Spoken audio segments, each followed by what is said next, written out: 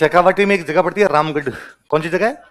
और यूं भले डाकू थे, जिसको लूटने जाते उसको पहले मैसेज करते भाई इतनी तारीख को इतने बजे आएंगे, माल मत्ता बाहर तैयार रखना, पुलिस को सूचना देने की कोई कोशिश मत करना, वरना अंजाम बहुत बुरा। तो रामगढ़ के सेठ के पास मैसेज भेजा कि रामगढ़ के सेठ इतनी तारीख को डूंग जी आ रहे हैं, अपना जो भी सामान माल तेरे पास बाहर निकाल के रखना, पुलिस को सूचना देने की कोई कोशिश मत करना। और रामगढ़ के सेठ ने पुलिस को बता दिया। पुलिस सादा वर्दी में तैयार खड़ी थी वहां पर, आगे बिना ड्रेस के खड़ी थी एकदम। और जैसे डूंग जी वहां पर पहुंचे, डूंग जी को गिरफ्तार किया गया और गिरफ्तार करके आगरा के किले में ले जाके बंद कर दिया। कहां बंद कर दिया? अब जब सरदार पकड़ा गया तो टीम भंग हो गई, अब सब अपने अपने घरों में लौट गए। थोड़े दिनों बाद में होली का त्योहार था। होली पर डूंग जी के बाकी साथ वाले बैठे बैठे पार्टी कर रहे थे, तो डूंग जी की पत्नी को बड़ा बुरा लगा। और डूंग जी की पत्नी को लगा कि देखो इनका सरदार वहां आगरा के किले में बैठा हुआ है, जेल के अंदर पड़ा हुआ है, और ये सब बैठ के यहाँ पे गुलछर्रे उड़ा रहे हैं। वो गए, उन्होंने जाके उनको धमका दिया, उनको सुना दिए 4 डायलॉग। शर्म नहीं आती तुम्हें? तुम्हारा भाई, तुम्हारा सीनियर, तुम्हारा सरदार वहां पर बैठा है जेल के अंदर, और तुम यहाँ बैठ के पार्टियां कर रहे हो। लुगाई बेइज्जती करे तो फील थोड़ा ज्यादा ही होता है। तो उनकी भी दारू उतर गई हाथों हाथ, और उन्होंने कहा कि अब तो अपना एक ही सपना है, डूंग जी को वहां से वापस से छुड़वा कर लाएंगे। और साहब अंग्रेजों की जेल में परिंदा पर नहीं मार सके, आप छुड़वाओगे कैसे? तो यहाँ से तैयार होके गए और आगरा के किले के पास जाके बैठ गए। लोहड़ जी बन गए साधु। लोहड़ जी की पर्सनालिटी शानदार थी, लंबे चौड़े थे, व्हाइट दाढ़ी थी एकदम लंबी बड़ी हुई, भगवा कपड़े धारण कर लिए और साधु बन गए वहां पे। जेल के पास में जाके जब बैठे, आगरा के किले के पास में जाके बैठे, तो अंग्रेज भाग के। अंग्रेजों का भाई कौन हो? जेल के पास में कोई नहीं बैठ सकता, इतनी दूरी के अंदर नहीं बैठ सकते आप लोग। उन्होंने कहा साहब हम तो बारात लेके जा रहे थे, रास्ते में दूल्हा मर गया, दूल्हे का तो अंतिम संस्कार कर दिया। हिंदू धर्म कहता है जहां अंतिम संस्कार किया जाए वहीं पर 12 दिन होने चाहिए, वरना तो आत्मा भूत बन जाती है और जो आसपास में रहते हैं उनको परेशान करती है। आप कहो तो हम तो आगे चले जाएंगे, फिर आप जाने और भूत जाने। तो जो वहां इंडियन कांस्टेबल थे उनको पूछा अंग्रेजों अफसरों ने कि भाई वास्तव में ऐसा होता है? कि उनका सो सलाम महाराज, होता तो है, जो आत्मा होती है नारायण बलि होनी जरूरी है, बिना नारायण बलि के उसको मोक्ष मिलती। तो ये क्या करेंगे? कुछ ही नहीं करेंगे, दिन में बैठे रहेंगे, शाम को भजन गा लेंगे। गांव के अंदर भजन गाते हैं, हरजस तो मर जाता है, शाम को बैठ के जो भजन गाते हैं उनको क्या बोलते हैं? तो हरजस गा लेंगे। अब भाई वहां पर ये दिन के अंदर तो वहां बैठे रहते, शाम को बैठ के वहां पे हरजस गा लिया करते। हरजसन गाते तब वहां लोहड़ जी इस प्रकार के थोड़े उपदेश दिया करते कि मोह माया में कुछ ही नहीं रखा हुआ है, जो आया है वो तो जाएगा। पिता पुत्र माता पिता ये सब मोह माया है, अपने को एक दिन संसार से सबको जाना है, आत्मा अमर रहती है, शरीर तो सबका मर जाता है, इसलिए किसी को भी बुरे काम करने नहीं चाहिए। तो वो जो कांस्टेबल थे, इंडियन कांस्टेबल थे, वो भी दिल्ली आके वहां पर बैठ जाते। उनको लगता है बाबा जी धर्म की बातें तो बता रहे हैं, 4 बातें कान में भली जाएगी, क्या फर्क पड़ता है। और 11वें दिन रात को लॉर्ड जी ने कहा कि हाँ भाई अब अपना जाने का समय आ गया है, अब जो मृतक की आत्मा उसको शांति मिल गई होगी, कल अपने यहाँ पर लास्ट दिन होगा, कल अपने यहाँ से चलेंगे। और वो जो कांस्टेबल थे वो जाके पैर पड़े और उन्होंने कहा महाराज आपने इतनी अच्छी अच्छी बातें बताई हमें, हमारे लिए कोई सेवा तो बताओ, हमारे घर चलो, खाना खाओ, फिर पदार्थ देना। आप कि नहीं, मैं संत आदमी हूं, मैं किसी के घर पे जाता नहीं हूं, इस प्रकार की बातें हमें शोभा नहीं देती। उन्होंने कहा साहब तो भी हमारे लायक कुछ और, बालक कुछ करना ही चाहता है तो तुम्हारी जेल में मेरा एक शिष्य बंद है, क्या उससे मिलवा सकता है? और कांस्टेबल ने कहा साहब ये बात तो पहले कह देते, 12 दिन बैठो कभी मिलवा देंगे। अगले दिन लॉर्ड जी करुणा जी ये गए मिलने के लिए, वहां पे डूंग जी हथकड़ियों में बांध के बिठाए हुए।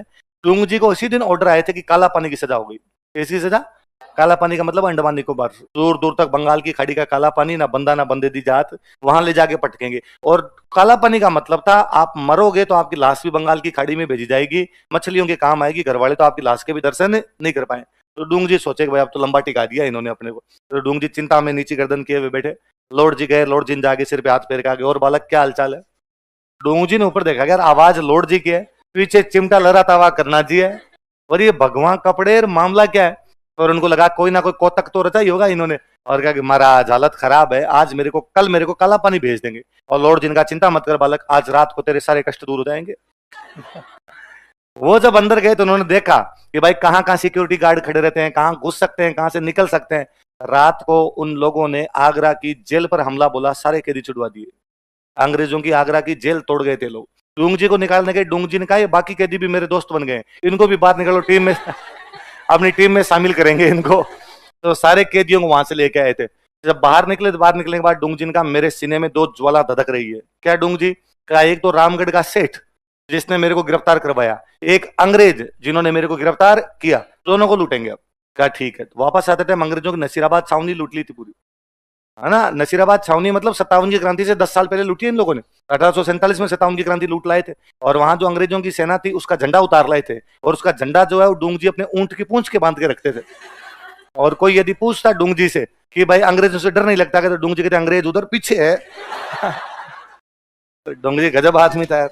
इन्होंने अंग्रेजों की नसीराबाद छावनी लूट ली थी, तो अंग्रेजों की बड़ी भयंकर बेइज्जती हुई। अब अंग्रेजों ने कहा आप तो धरपकड़ एकदम बढ़ाई जाए, अब तो पकड़ना ही है, और ये अंग्रेजों के हाथ ही नहीं आए। उल्टा अब रामगढ़ के सेठ को वापस मैसेज किया इन्होंने कि रामगढ़ के सेठ इस बार वापस आ रहे हैं, और जिस जिस पुलिस को बुलाना बुला के तैयार रखना, इस बार पुलिस से आमना सामना करेंगे। रामगढ़ वाले सेठ को डर लगा कि डाकू आए, यदि पुलिस को मार के घर में घुस गए तो पक्का ही मारेंगे। तो इस बार उसने पुलिस को तो नहीं बुलाया, और उसने अपना सोना चांदी ऐसा लगाया कहीं पर कि डूंगजीरिया गए जागने बाद सोना चांदी ला, तो उसने कहा घर पे है ही नहीं, तो हम तेरे घर की तलाशी लेंगे, भले ही ले लो। डोंगजी ने कहा मैं बाहर बैठा हूँ सेठ के पास, बाकी वाली टीम को कहा अंदर जाओ, घर को छान मारो अपने। डाकुओं ने पूरा घर छान मारा, लेकिन कहीं सोना चांदी नाम की कोई चीज ही नहीं, पैसे टक्के नाम की कोई चीज नहीं। फिर किसी एक डाकू का दिमाग काम किया, सेठ को बुलाया, सेठ इधर आ, तुम्हारे घर की महिलाएं कहाँ पे गई? सेठ ने कहा महिलाएं एक कमरे में बैठी है। तो कहा बाहर बुलाओ। तो क्या बदतमीजी है, डाकू महिलाओं को किसी प्रकार से परेशान करते नहीं, और तुम इसे महिलाओं को कैसे परेशान कर सकते? उनका परेशान नहीं कर रहे, बाहर तो बुलाओ। जब महिलाएं बाहर आई तो पता चला कि सारा सोना महिलाओं ने पहन रखा है, एक नथ इधर से इधर, दूसरी नथ इधर से, ऐसा 10-10 पाजेबें, 15-15 चूड़ियां, ऊपर तक हाथ भरे हुए। उनका उतार दो भाई, सोना उतार दो सारा। महिलाओं ने सारा सोना उतार दिया। अब डूंगजी को बुलाया, डूंगजी अंदर आ जाओ।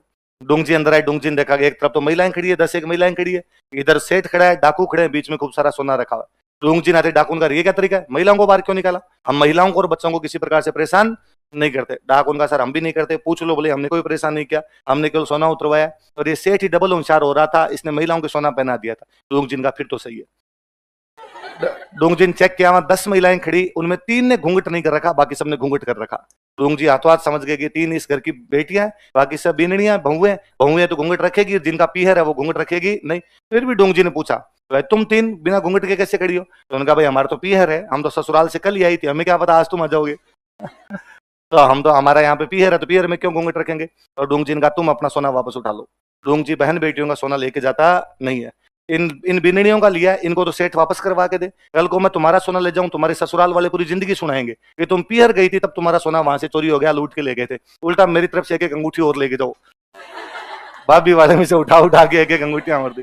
मुझे लगता है वो लड़कियां कितनी राजी हुई होगी। 2 कारण है, एक कारण तो एक उनको अपना सोना मिल गया, एक भाभी वाला चला गया। महिलाओं के राजी होने के कई कारण है भाई। अब अंग्रेजों ने भयंकर धरपकड़ शुरू की कि अब तो इनको पकड़ना ही है। तो अंग्रेजों की पुलिस लगी हुई चारों तरफ।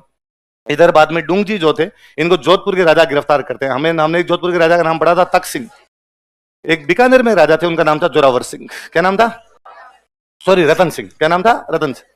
तो बीकानेर के राजा रतन सिंह ने तो गिरफ्तार कर लिया जवाहर जी को। किसको गिरफ्तार किया? और जोधपुर के राजा तख्त सिंह ने किसको गिरफ्तार कर लिया? डूंगजी। और इन्होंने गिरफ्तार करके अपने पास ही रख लिया। डूंगजी को जोधपुर का जो किला है उस किले का नाम है मेहरानगढ़। क्या नाम है? और जो बीकानेर का किला उसका नाम है जूनागढ़। क्या नाम है? इन किलों के अंदर। कुल मिला के अपनी जो जनता थी, जनता ने जाके राजाओं को कहा यदि डूंगजी जवाहर जी को अंग्रेजों ने पकड़ लिया तो अंग्रेज फांसी लगाएंगे, और यदि अंग्रेज फांसी लगाएंगे हम तुम्हारे खिलाफ विद्रोह करेंगे, अंग्रेज तुम्हारे दोस्त हैं, इनको बचाना हम नहीं जानते कैसे बचाना है। फिर तख्त सिंह ने डूंगजी को पकड़ के कौन से किले में रखा? रतन सिंह ने जवाहर जी को पकड़ के, और अंग्रेजों ने कहा कि तुम्हें तो हम देंगे नहीं, क्योंकि तुम्हें दे देंगे तो तुम इनको क्या लगाओगे? फांसी, और फांसी लगाओगे तो जनता हमारे खिलाफ क्या करेगी? विद्रोह। अब तुम इनको क्यों पकड़ना चाहते हो? क्योंकि तुम्हारे इलाकों में क्या करते हैं? लूटपाट। हमारी गारंटी है हमारे किलों में रहेंगे तो आज के बाद लूटपाट करेंगे नहीं। तो बाद डूंगजी जवाहर जी का अंतिम समय कौन कौन से किलों में बिता था? मेहरानगढ़। और कहने को तो इन दोनों ने तो कुछ ही नहीं किया, समाज आज दिन तक दोग रहा है। डाकू थे, और हमें ये भी पसंद आया, हमने बाकायदा पे गीत गाए, जय कोई जनती रानियां डूंग जिसा जवान हो तो नहीं हिंदवान में झंडो फिरंगान। सभी रानियों ने यदि डूंगर सिंह जैसे जवान पैदा कर दिए होते तो हिंदुस्तान के अंदर अंग्रेजों का झंडा कभी भी फहरा था नहीं। और कहानियां, खूब कहानियां हैं। डूंगजी जवाहर जी नहीं, पश्चिमी राजस्थान साइड में खूब डाकू हुए, उन सब डाकुओं को पूछते हैं बलजी, भूरजी, दलजी, बलजी, डूंगजी, जवाहर जी, खूब सारे ऐसे लोग हैं जिनकी पूजा की जाती है। तो बचपन में घरों में इनकी कहानियां आती थी। मेरे ख्याल 2012 के आसपास कोई एक एग्जाम हुआ था आरपीएससी का, और उस आरपीएससी के एग्जाम में ये क्वेश्चन आया कि राजस्थान के ऐसे लोग देवता जो अमीरों को लूटकर गरीबों में उनका धन बांट दिया करते थे, डाकू बन गए थे, उनके नाम बताइए। तो अब तक ये किताबों में भी नहीं था, नोट्स वगैरह में भी नहीं होता, मैं तो पढ़ा करता था। वो एग्रीकल्चर सुपरवाइजर का ऐसा एग्जाम था। तो मेरे एक फ्रेंड वो एग्रीकल्चर की तैयारी करते, तो शाम को उनका फोन आया कि यार एक कोई आज राजस्थान, वो एग्रीकल्चर सुपरवाइजर का एग्जाम था, उसमें राजस्थान जी के क्वेश्चन थे, बाकी तो हमने मिला लिए, पर एक आंसर नहीं मिल रहा, तेरी राजस्थान जी के थोड़ी ठीक है, तो इसका आंसर बता क्या क्वेश्चन है। कि ऐसे कोई दो लोक देवता जो पहले डाकू थे तथा अमीरों को लूट कर उनका धन गरीबों में बांट दिया करते। भगवान जाने यार, ऐसे लोक देवता तो नहीं सुने हुए, क्योंकि हमने लोक देवता नाम पे बाबू जी तेजा जी ये सब गायों की रक्षा के लिए हुए, तो डाकू वाला तो नहीं सुना। फिर मैंने कहा यार ऑप्शन बताओ, ऑप्शन बताओगे तो पता चल जाएगा। तो उन्होंने ऑप्शन बताया डूंगजी जवार जी में यही है। कैसे? और ये नहीं पता था लोक देवता। कहानी तो सुनी है कि डूंगजी जवार जी डाकू हुए थे और डूंगजी जवार जी ने अंग्रेजों की छाउनियां लूट ली थी उस समय। तो डूंगजी जवार जी ऑब्जेक्टिव भी पूछ लेते हैं और अपने किस में पूछ लिया था, मेंस।